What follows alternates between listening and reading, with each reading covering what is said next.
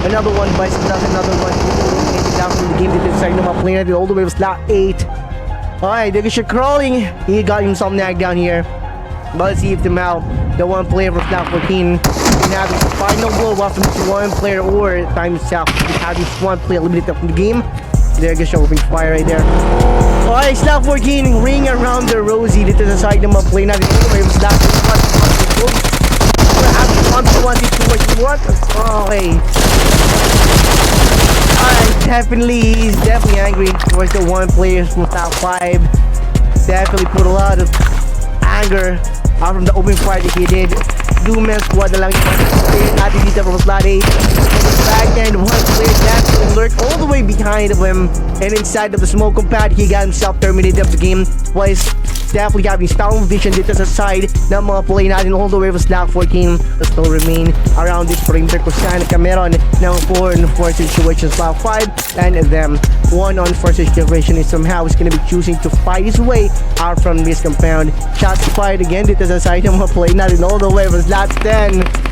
Displaying 1 kill versus down 4 situation, but no one is bailing out dito sa side ng mga play natin all the way from slot 4, even though they definitely had the backhand view for them to be able to escape the sprinter where those men from the slot 15 is not so pushing, moving in dito sa side ng mga play natin all the way from slot 15. Wait for the 1v1 situation towards the goal the one player kung nasa na rin yung whereabouts sa mga slotans natin dito, pero tuloy na rin because of this ring around the Rosie or rotation na ginawa ng mga slotans natin. He got himself confused kung saan muna with the tunnel vision, mag-focus yung open fire niya left, right, front and back, but again he got himself alright, here we go. DOA 1v1 guarding the share bomb, going for the molly. Smoke pop dito sa second floor, dito sa ground zero kung nasa nearby about sa mga slot 24s natin dito, pero medyo na smoke down. Last 7 being bombed by those men from slot 24s, pero update most definitely have been given by them. After those other players gonna be having their roundabouts pa rin dito sa side ng mga slot 24s natin dito, pero again before someone or some clan arrived dito sa side ng mga slot 24 natin, those slot 17 has been executed na rin by them. And those slot 24 already know that someone's gonna be getting in with that third party. Pero dito sa side ng mga statics natin dito, again roundabouts, SMGs, most definitely rotated all the way behind of those men from slot 16 for them to be able to have that decent knockout from them, and there goes the elimination inside of the blue zone. Most definitely alright, here we go. DOA 1v1 guarding who's been like to have their knockdown, which is your most latter this natin. And for the top fire ginawa ng one player natin dito from top 13. Man, he definitely revealed himself na dito kung nasa yung whereabouts na. But again, before magkameron na rin tunnel vision yung mga slot 24 natin na from the spot kung saan nag-open fire yung mga play natin dito sa slot 23 or slot 15s natin dito. Maybe slot 24 is now ready to build out na rin dito, pero this one player moving forward na rin dito for him to be able to have that decent angle, decent visual from the target dito sa side ng mga slot 24s natin. PBs versus Illumi natin dito. Din natin dito sa side ng mga slot 40s natin. One of them not being knocked down versus our slot 10. Moving forward, you know what time it is, guys. Other than that, one ng mga play natin dito sa slot 10. It's time for the push for the one player AKAs, and moving forward regardless, even though that someone is being ready for the 1v1 situation. Surprise, is one player from slot 10 gave towards the one player from slot. One of them have been knocked down. 2-on-1 situation. Player being checked by them because of the one player has been eliminated by our man from slot 22s. Maybe tingnan natin dito. PBs, another one bites dust dito sa side ng mga slot 21s natin. And slot 3s versus time for them to be able to be slumbering, and one of them have been knocked down, but in return one played na from slot 12 or slot 21 has been put down. Again, you know what time it is after the knockdown, but could be able to have the one player recovered after being knocked down by those ambushers of them, which is almost slot 21s natin. Far enough yung one player natin dito for to be able to be cornered by those slot 21s natin dito. And man, maybe this one player from our slot as it is last can afford to have himself ambushed dito sa side ng mga slot 21s natin dito. Waiting for the possible moment for the one player of slot 21 to hold him. Good situation, one window is gonna be empty. He's clear towards his target. Dito sa side, the most doctor is not a skill. He will be a hard target out of those other player who's gonna be having himself known na rin kung nasaan yung mga boss niya. Two-man squad na lang yung most doctor. This is not in enough front. Lower point area. We have our slot 20s or snap. Two-man squad going for the opa for possible diversion maybe for everyone going towards pointing the scope toward this player from slot 20s. Wrong spot, the wrong time maybe. That's what natin dito flat 20 and one of them has been knocked down. Last man na lang dito gumagalaw dito sa side. Mga player natin all the way from slot 10 right now. The one player now giving away the post to the one for slot 20 and now he wants situation behind of the tree. He got himself knocked down. Yeah, we got his reloading moment now from the 1v1 situation, and before his switch is gone, he got himself gunned down by the one player of slot 20. One-on-one play natin dito with slot 24, slot 14, ZKE. Everyone's gonna be knowing na rin kung nasaan yung passable action dito sa corners area kung nasaan yung mga slot 22, 14, and also we have our slot 11. The possible, he definitely turned the open fire na ginawa ng one play natin dito slot 14 dito versus our slot 22s. But again, inside of the heart or house, the one player from slot 22s is now sheltering himself right away after the bullets. The one play natin doon from slot 14 for him to be able to be knocked down on. Dito muna tayo sa mga kamome. Sino bang pinakamalapit dito? I guess this one. Pero again, one player from slot 5 has been knocked down, which is Nats. OS, one player is moving forward. That only does. You know what time it is though? It's time for the push. But even though that someone will be waiting for them, two-man squad of slot 22, most definitely run up and use it for them to be able to land the last blow. One play not to use that lead is slot 17 is not that well prepared for now. Yeah, their 1v1 situation now from those areas. LUXE, elevate, yes, one down. Slot 3 is alright, here we go. We have our slot 13 versus our slot 24s. One player has been knocked down pero no one is attempting to push inside of the smoke pop na ginagawa ngayon ng mga slot 24s natin. Leader looks to me. Slot 24s. Fight. Shot has been taken from slot 13. Will not allow those men from the slot 24 to back view visual teaching action. One player has been knocked down. One of the situation inside of smoke pop. Even him, I know having his trouble na rin leader.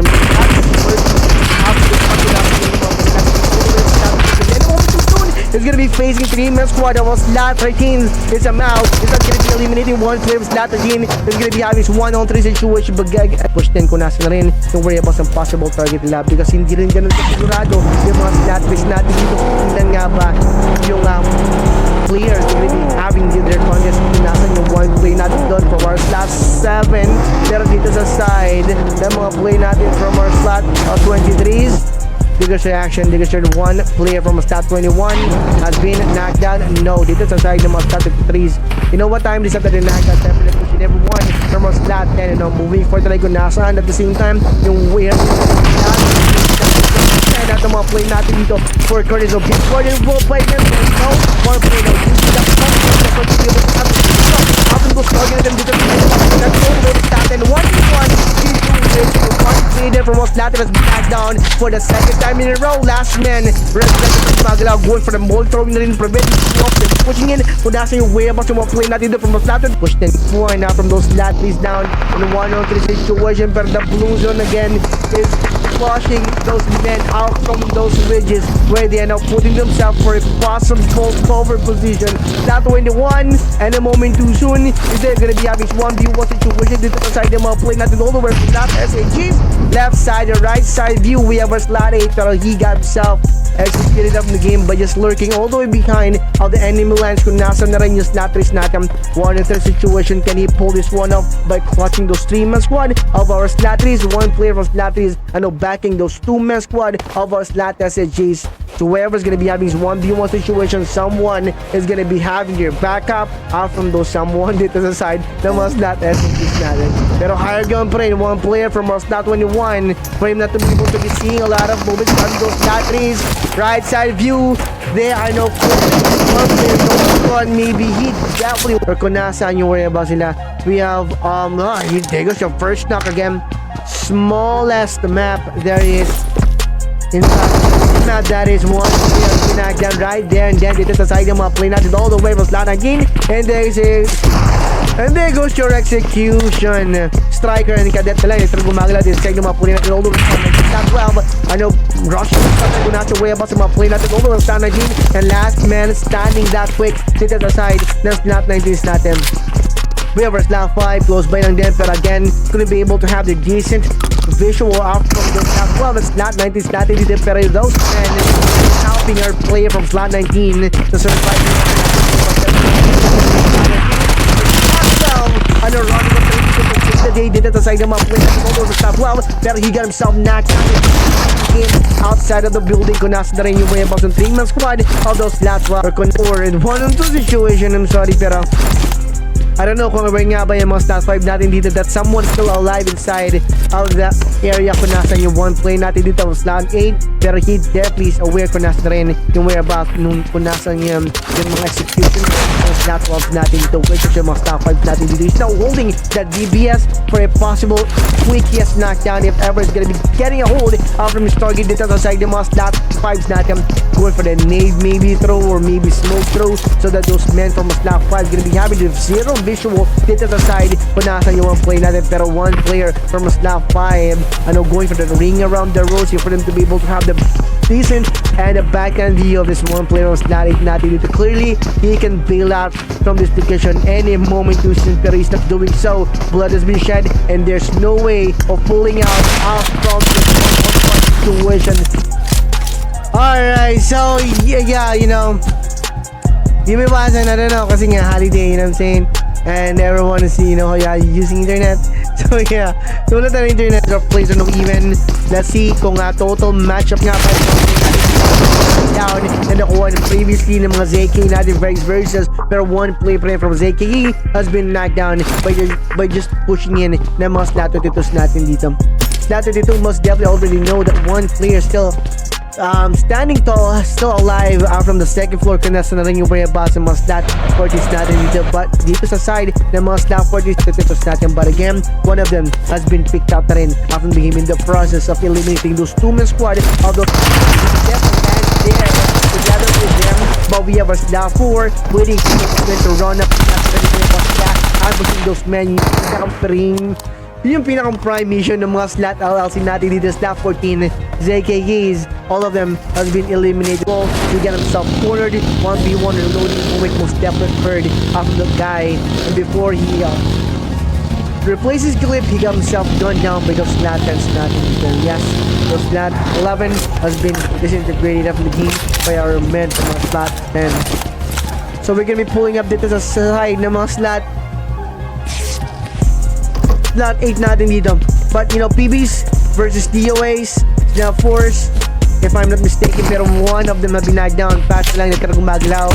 They using the using knocked dito sa side ng mga play natin all the way from us last 70 folks. Still knocked down pa rin yung one play natin na si boss neto. Pero yes, last 70 matching that one play by his SK shotgun, then he got himself executed. 1v1 situation is gonna be having pero one player from us last 7 has been knocked down, going for smoke pop.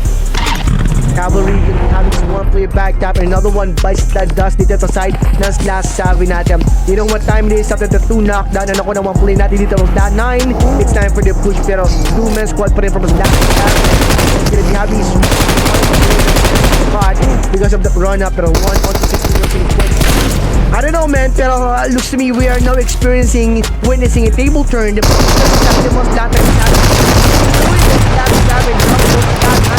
Earlier career right now, tables have been turned. 1-2 happening to the side, pero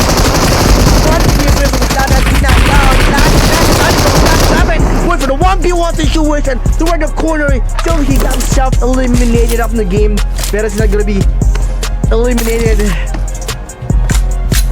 by himself, because he's gonna be taking one dito sa side ng slot displayed dito sa team elimination slot. Pero slot 17 close bailing din, lechon the way Ace or C being burned alive.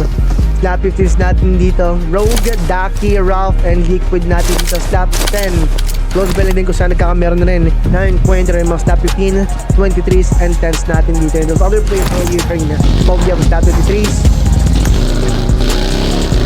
Even though alam ng mga player natin kung nasa rin yung whereabouts, mga other players natin dito, so those other players, imagine the other rotation pa rin dito, and waiting in this area.